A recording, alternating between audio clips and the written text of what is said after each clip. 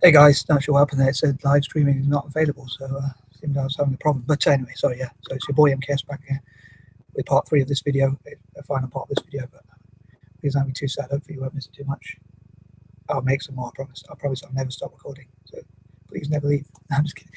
Anyway, sorry, trying to add a bit of humor in. Anyway, yeah. So in I think it was in part 2 of this list I was talking about, I talked about like people like Richard Branson and like trying to encourage like my goals or dreams to encourage people like Richard Branson and Charles Schwab, Craig McCall, and other dyslexic billionaires or entrepreneurs, at least generally, to set up their own training centres and academies and things like that in across Asia and Africa, which I hope to somehow encourage them to do in the future. And like people with dyslexia, like those schools, teachers helping the students to write to those people perhaps in their companies. And IKEA was founded by someone who I've heard is dyslexic as well, Ingvar Kamprad. Unfortunately, he's no longer with us, so to speak. But I love like IKEA. Sorry about that. Scared the heck out of me. I love IKEA. I knew that was going to go, and it still scared me. Anyway, sorry. IKEA to set up like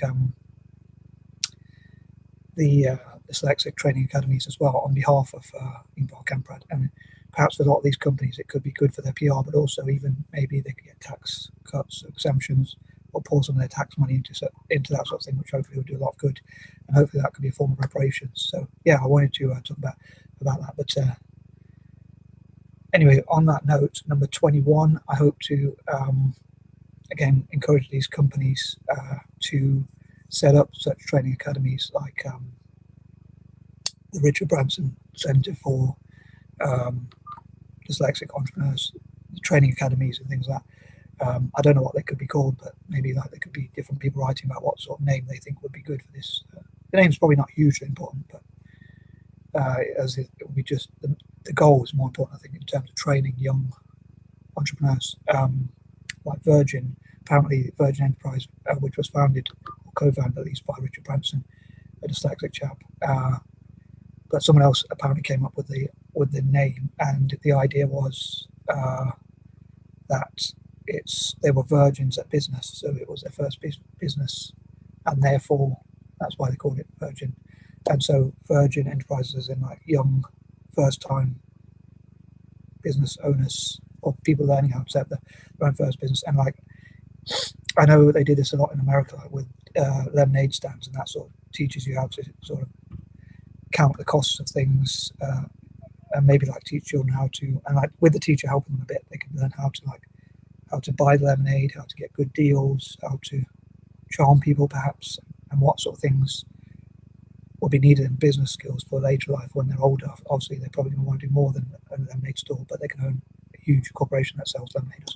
So, and like learn how to build things, design things like masks, face masks, and those things I talked about in part 2, I think, part 1 or whatever. But anyway, like caps or hats, or for bold people like me, maybe even people from Africa and Asia, making like treatment for hair loss or whatever. But anyway, like say like Pug Life caps or clothes or other such merchandise, and Thug Life and Chug Life and things like that. I'm thinking like Chug Life when people have a drink or something like that, although I'm a teetotaler. But anyway, that sort of thing. And yeah, so learning how to do that, but also learning to take accountability of like knowing how to budget their costs of how much they're spending, and how to ensure that they count their own profits. They have to do a little bit of maths and stuff like that. But again, the teacher might help them, but perhaps not do it for them.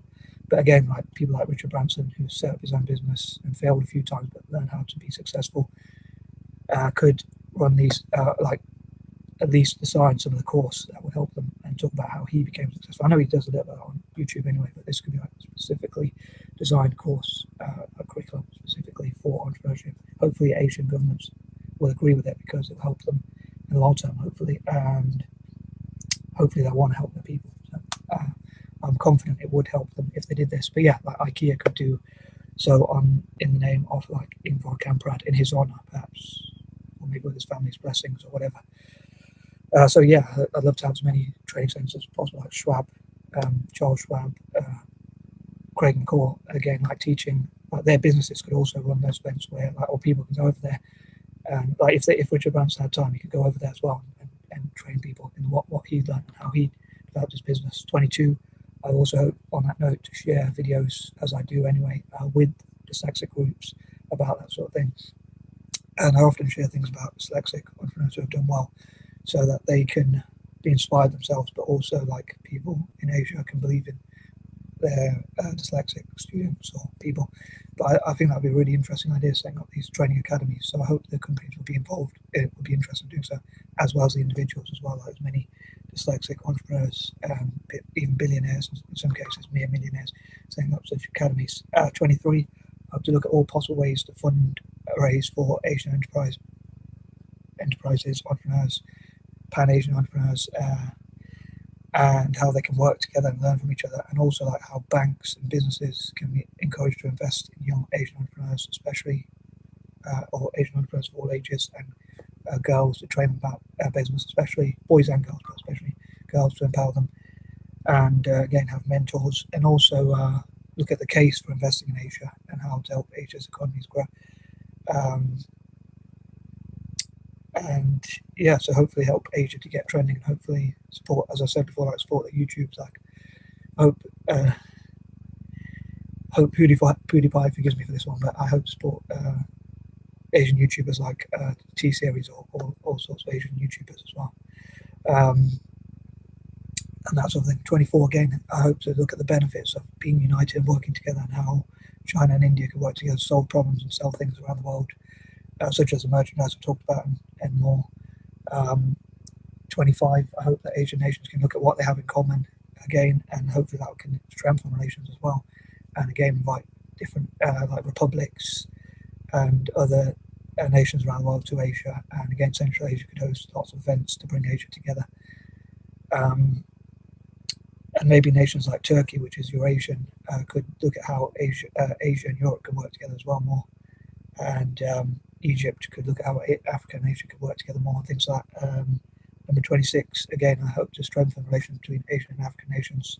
Number 27, I hope that Asia will have like an honours system where they look at awards for, just as Britain does with like awards ceremonies or services for like services to industry or tackling poverty, tackling crime, or whatever it is. So Asia could like have awards for those who have contributed to Pan-Asianism, Pan-Asian unity. And Central Asia, again, could host a lot of these events which talk about who's contributed the most to peace in Asia, Pan-Asianism, Asian unity, unification, cooperation, general networking, unity, which I suppose all go hand in glove if they don't already mean the same thing. And those who have tackled poverty, those who have served Asian entrepreneurs, enterprise, especially young entrepreneurs, and education and things like that. So people from the diaspora, people from Asia itself, and even people like, as I say, people like Richard Branson, Charles Schwab, and people like that. So,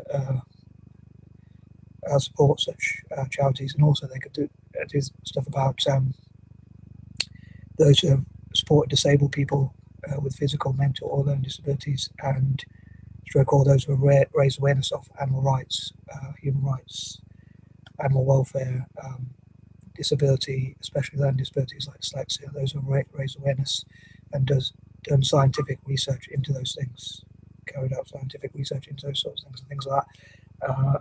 But yeah, those who have helped entrepreneurs, enterprise, those who have helped economic growth across Asia, Asian unity, and all sorts of awards like that. And maybe in the future I'll do another 30 point in this video about 30 different awards or award ceremonies they could have, for different things. Again, hopefully I'll do stuff like in August.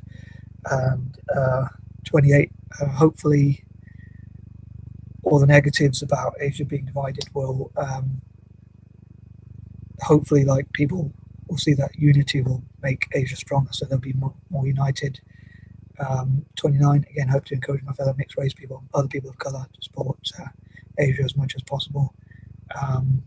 And hopefully, like the coronavirus, as negative as that is, will have a positive effect in the future, because it'll bring people together, especially Asians, with the discrimination they've experienced and the negative side effects. Hopefully they'll find that working together will help them in the longer term. And 30, again, hope to do as many videos as possible like this, and hopefully in the long term they will benefit Asia as much as possible. So as ever, I'd love to know what you think. And what were your least and most favourite ideas, and what would you give him out of score out of 10 and things like that. I'm out. Peace and love.